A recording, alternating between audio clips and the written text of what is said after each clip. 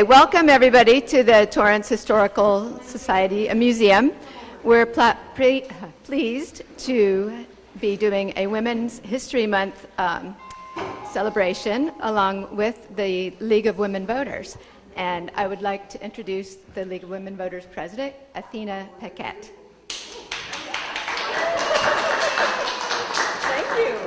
Thank you, and thank you to the Torrance Historical Society for inviting us. We're really pleased to be doing this. 5 years ago, we did a celebration that was the women's right to vote was won here in California, and that was a huge thing in a ballroom. And so this is more low-key, and we hope to do a lot of sharing today, which we weren't able to do last time. So before I start, thank you again to Jill, the president of the Torrance Historical Society, for inviting us, and everyone who helped, including Janet and our crew. I also want to acknowledge Mayor Fury. Torrance's Mayor Fury is here. Former Mayor Dee Hardison is here with us. And Kurt Wiedemann, who is a council person for Torrance, but also a lover of the history of Torrance and the past president of the Torrance Historical Society.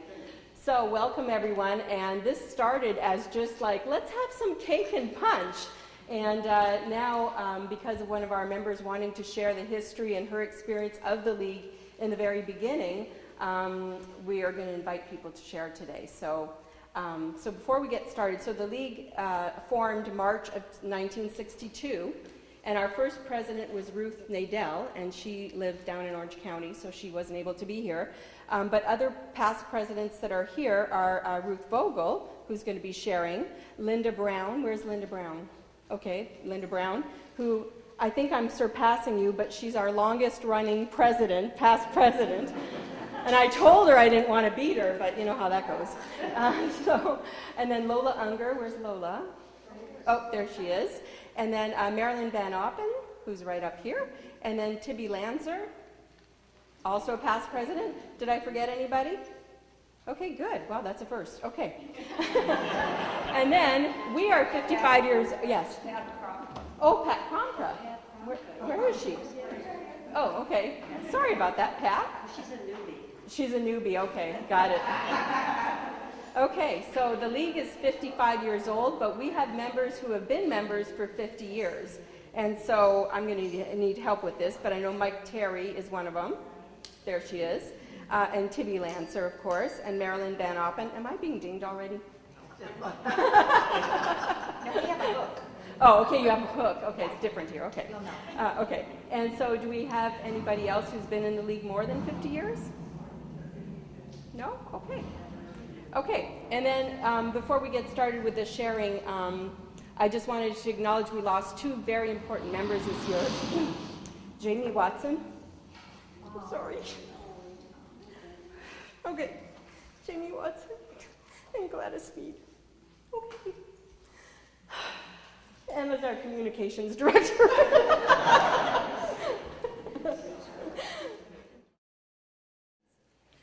Okay, so now I'd like to start with the person who really wanted to share the early history of our group and, you know, how the League really changed her life. I know it's changed my life for way better, and I'm learning so much. So Ruth would like to start. She's a past president, but she also was there in the early days and just wants to share what it was like and whatever comes to mind. And then also, if anyone else would like to share after this, then just come up, and whoever wants to share. I'm videotaping it because I think it's important to document all our memories, but also the stories and who we all are, because one day we won't be here, and now it's going to be a record. So, okay, come on up. As a long-time, and forgive me, but I must read. As a long-time member of the Torrance League and a past president, 1977 to 1979, I have now paused to reflect and share with you some thoughts and memories of those early golden years. I joined in the very early 70s. Tibby Lanzer was president, soon to be followed by Vicki Birdsall. I joined to get away from my very young and lively kids and was in and was in need of some mature adult involvement. Perhaps many of you did for the same reason. Little did I know what I was getting into, but it was a great ride, and for me, one of personal growth, much of which I owe to the League experience and the women who shaped that experience. Remember, this was a time when women were supposed to be seen and not heard. This did not apply to League women. I was totally in awe of them. This was also a time of not very good mayoral leadership, etc. I will not go into names and details, however. Quietly working behind the scenes were formidable local League women, among them Katie Geisert, Marilyn Van Oppen, Ruth Nadell, and Gladys Mead, and many others. And lo and behold, a new era of good government, quote unquote, as I like to call it, came into power, and which for the most part has continued into this day, beginning with Ken Miller, then Jim Armstrong, Katie, Dee Hardison, etc., except for someone years back who shall remain nameless. There are still some of us alive who remember who and where the bones are buried. Let me just reflect on Katie, who at the outset scoffed at my first League portfolio, foreign policy, and said to me, "Ruth, why waste your time on foreign policy where you will have little effect?" And she said, I quote, "Everything is local." And she was right. Katie was instrumental in spearheading the major early League study of local planning. This may have been the first local study undertaken by our League, and that is when and where it all began.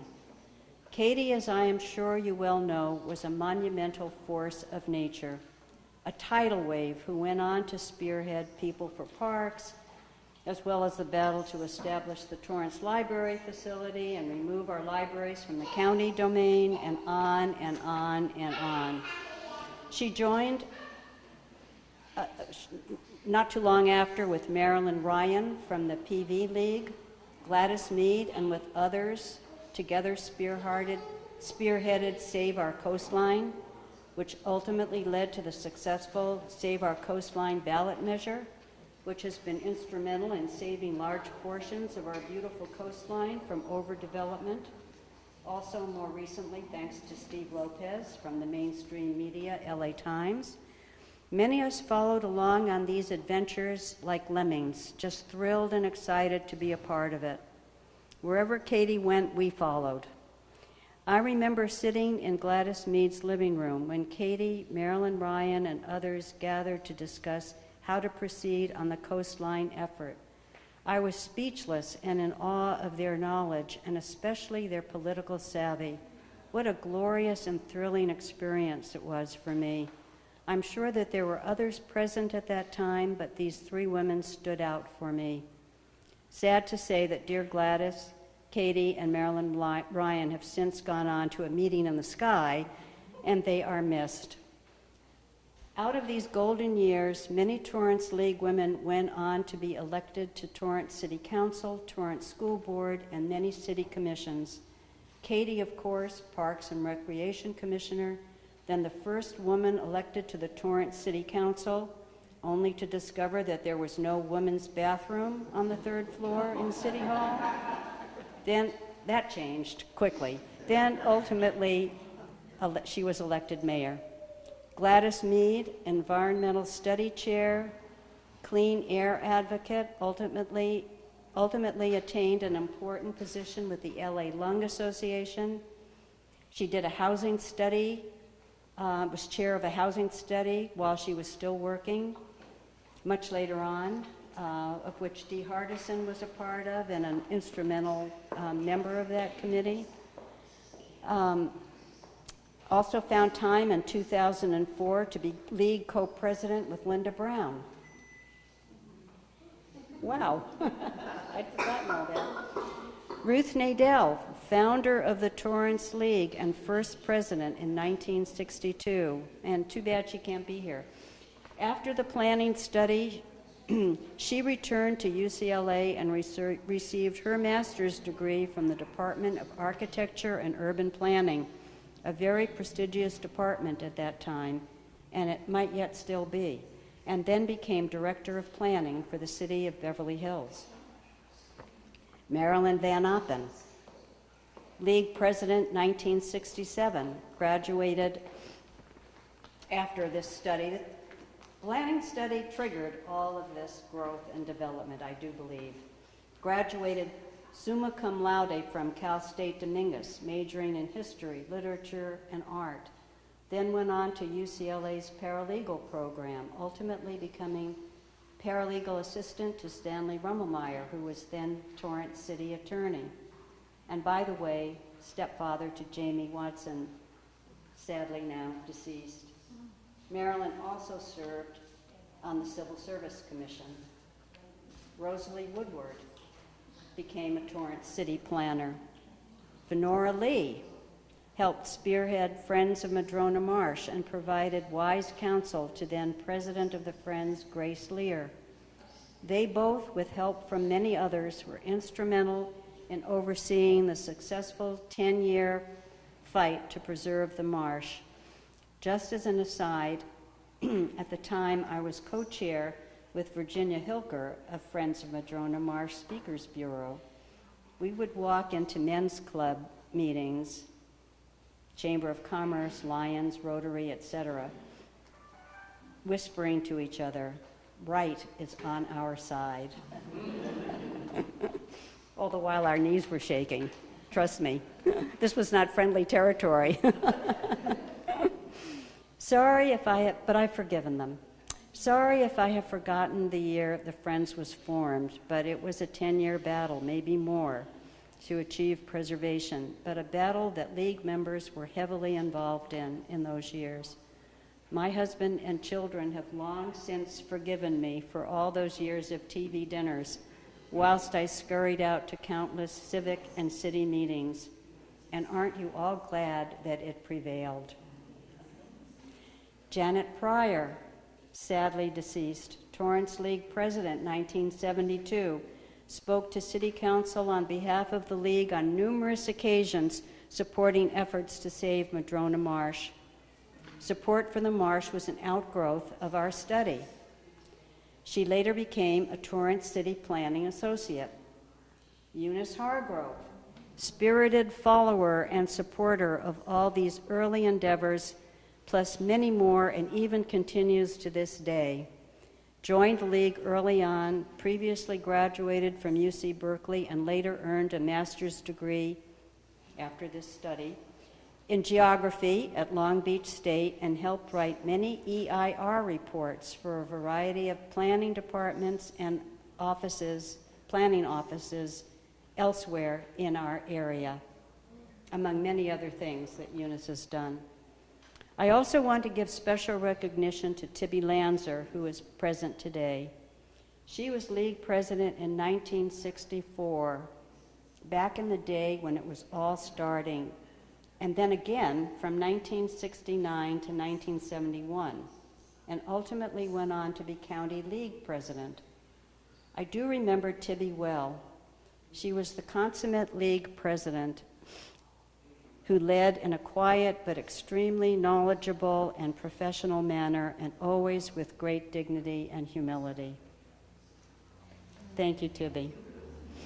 Ruth Nadell, Katie Geisert, Marilyn Van Oppen, and Tibby were great leadership role models for me, and I really looked up to them in awe, though I have not always been so quiet. Let me not forget to mention the following women who came later. Dee Hardison, Planning Commissioner, City Council member, and ultimately Mayor. Those are just a few of her accomplishments. Marcia Cribbs, Civil Service Commissioner, City Council member. Sue Herbers, Torrance City Clerk.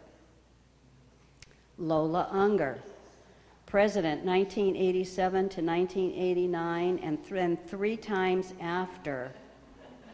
She may be in competition with Linda Brown. Co-President from 2002 to 2003, co-president from 2009 to 2010, president from 2010 to 2011, and co-president 2011 to 2012. Also served on LA County Board. Were you County League president at one time? You should have been. And at the same time was head of the planning department for the city of Rolling Hills. I mean, these were just really amazing women.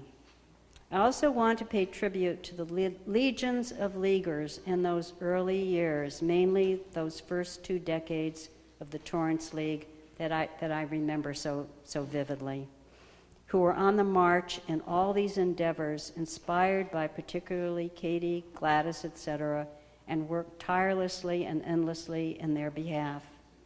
Among them, Sidney Morrison, Mike Terry, Jeanette Pearson, Celeste Bailey, Laura Dubrow, Celia Kelman, Jerry Rishi, Agatha Berwanger, Pat Terrell, a former president, 1975 to 1977, Naomi Levitt, Dorothy Baker, by the way, both of whom went on to serve with distinction on the TUSD school board back in those early days. So these are just some of my reflections on those early Torrance League days and what it meant to me to be a very small part of this dynamic group of women. I am still in awe of the power, intellect, and amazing accomplishments that these women achieved. And I like to think that the League of Women Voters of Torrance affiliation brought them, as well as many others, to an awakening where they could attain their full potential. I apologize if I have inadvertently left anyone out, but the memory dims.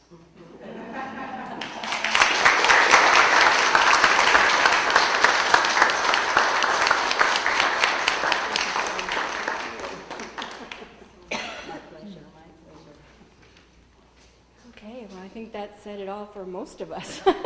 That was amazing. So we're going to take a little pause. I see you're all rushing the stage to share your memories. So did anyone else want to come up and share? If not, and it's okay if not, you know. And just so you know, Kay White couldn't be here today. But all these, well, not the newspaper articles that I researched on the fabulous online service that City of Torrance has, all these Torrance Herald newspapers are microfiched, and so you may go slightly blind trying to do this, but you can see all kinds of great articles. So I've got Katie Geiser doing a pros and cons. She looks to be about 26, or I think I did the math. She's about, you know, one of her first pros and cons. There's the first mobile voting machine. You'll probably have to look and find it. And our formation meeting. So it's really neat things. The books, the proclamations, those all came from the archives that I picked up from Kay White. So there's a lot more. Obviously, I just picked some. But please do look at those. There's old voter newsletters with all kinds of great articles. It's just amazing to look back in time and see all that the League has done. I was reminded that we are looking for a secretary for the board, and we are looking for a treasurer for the board, and an newsletter editor. We do have one, but she's, you know, she would like to have someone take over for her.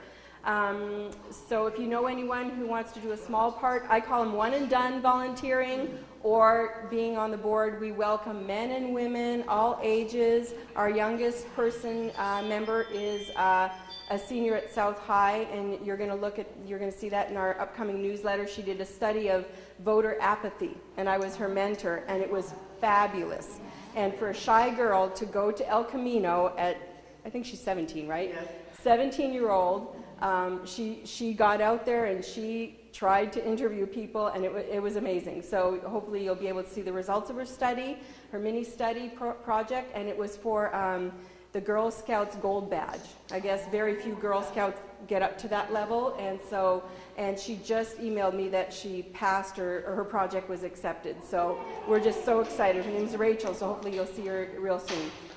So that's it for my presentation. Anybody rushing to stay? Oh, yes, Janet. I just wanted to say how pleased we are today.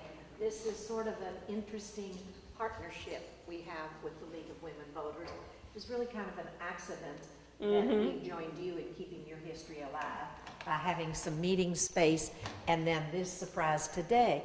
But when you came in today, you had some items in your archives, and I was really happy to be able to provide you just a few little protective things for some of your important stuff. But if you want to keep your own, all of your own archives, we can be happy to advise you on places to buy the materials and how to do it. We would also invite you to put some of your things in our permanent archives. If we would be happy to, but we're not trying to steal your stuff away. So if you have duplicates of anything, we can go on. We have a very small file on you. And one thing today, you sort of summarized something, and we would like a copy of that. I'm happy I could remember what I meant. Well, see, that's the problem. We forget. They just did a presentation on Thursday night. I forgot who might have been there besides myself. And it was on 3 important women in history, and one of them was Katie Geisert. And you know, other than the digitized records that you can access online that was done by the City of Torrance, the library, Friends of the Library, and the Historical Society, that was a $60,000 investment.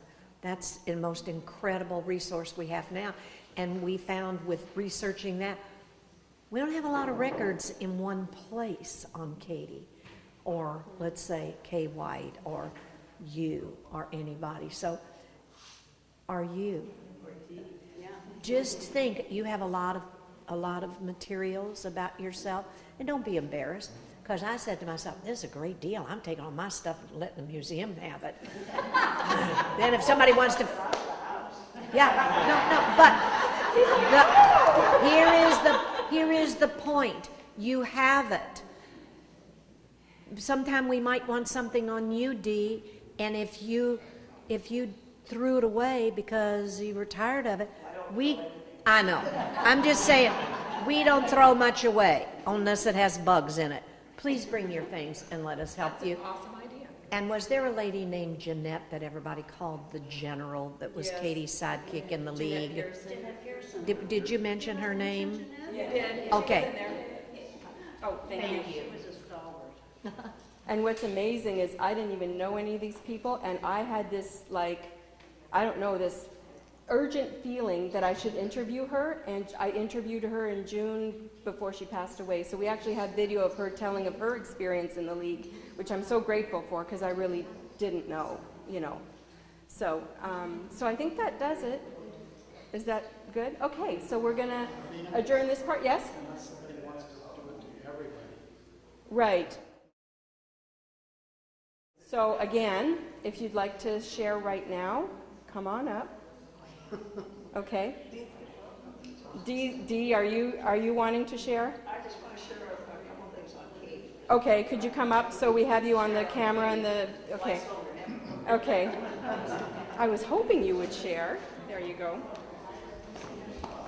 You know, Katie was the fearless leader for me, and it was most interesting when I was elected to the council afterwards, and Katie wasn't used to kind of sharing, but I think she was ultimately she was happy to have another woman, but so when we first came, I remember after about the first council meeting or two, Katie kind of lived in her office there, and mine was kind of down around the corner, and she had this habit of she'd go, "OD," which meant troops over there, because she wanted to talk to me about something.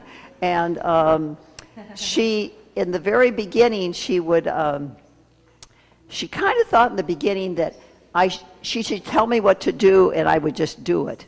But she had not known me very long, and I'm kind of an independent person also, as she was. So it was a little interesting. So I remember one of the first OD we went to, it was after we had one of the meetings, and it was a planning commission item. I don't remember the item, it doesn't matter, but she started to ask me why I voted the way I did. And that was not a very smart idea of hers. So I think we only had that conversation one time. And so that it was very apparent that I valued her, and I could never, ever speak to the wisdom she gave me along, but I was an independent voter, and I was going to vote. And that took a little doing with Katie to do, but that was also interesting along the way. Katie also, as time moved on, don't let me forget about the bathroom, I got to tell you about that. As time went on, Katie would also, things moved on, and we needed to, Katie ran for election. The idea was you get your friends, you get in the pickup truck, and you drive around and let people drop off your things. And by the time I was looking to go further and do other things to run for the mayor's office, it was apparent that you had to do things a little differently, like you have to get a consultant and that. And she thought, she kept telling me it was a waste of money. It was a waste of money. You just get in a vehicle and drive around and pass out your brochures. But we had a very, very good relationship. When she was still in office, and obviously, but it was apparent that I was going to be coming into higher office. She said, well, we need to do something. There was only the one restroom, and the restroom belonged to the men, and they actually had a shower also. So I think she figured I was pretty serious and that I was going to get elected, then she said, we need to have a conversation about that. So we sort of ganged up, and because we had to go clear down the hall to find a restroom. So what we ended up doing was put a little pressure on some of the staff and things. Ultimately, the shower they had went away, and we got our own restroom, so we didn't have to go wandering around. So that was a pretty good thing. I think the other just thing briefly, and I don't want to go on and on, but the other thing is when Katie was ready to go out of, like I said, she was a wonderful person, and I could always go to her for advice. Sometimes solicited and sometimes not, but always advice that was well done. So when the time came that she was going to leave office, she basically, we met and talked a bit more about things and stuff like that. But I valued her. But I knew that once she was no longer the mayor, and I was the mayor, I had to find a job for her because she had to have a job. So I sort of unofficially made her the mayor of the Cultural Arts Center. But we needed her desperately for that because she's the one that got in there and did the lead and got the cultural arts thing going and what have you. And the only agreement that I agreed to is that when she wanted to go out soliciting for money, and she was very good at that, when she wanted to do that, she just had to call me and say, Dee, put this on your calendar and come. I had to go with her because but we worked together. She went after the money, and she was very, very good at that.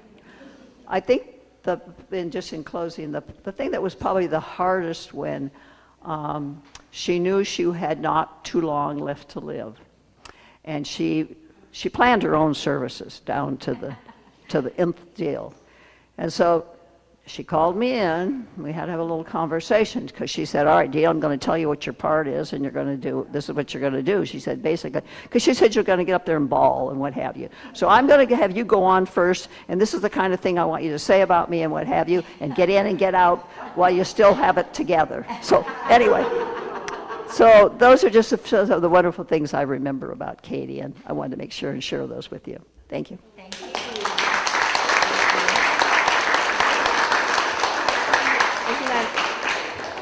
Isn't that amazing? So I kind of thought this might become a Katie Fest. So does anyone else have something to share about Katie? No? Okay. And then I think we're going to close this out at 4. So enjoy the snacks and please share on the video, and we hope to see you at our events. So thank you very much for coming today.